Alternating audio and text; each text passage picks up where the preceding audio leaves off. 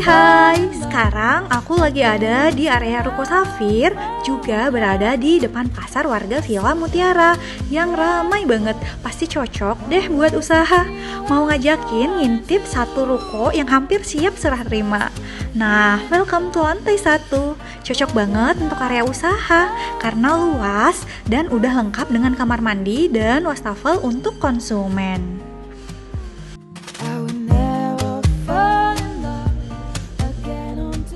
Dan ini dia lantai 2-nya. Kalau diukur bisa jadi 2 kamar tidur, juga tidak perlu nambah area servis karena di lantai 2 ini udah lengkap dengan dapur, kamar mandi, dan ruang jemur. Jadi lantai 2 bisa berfungsi sebagai hunian.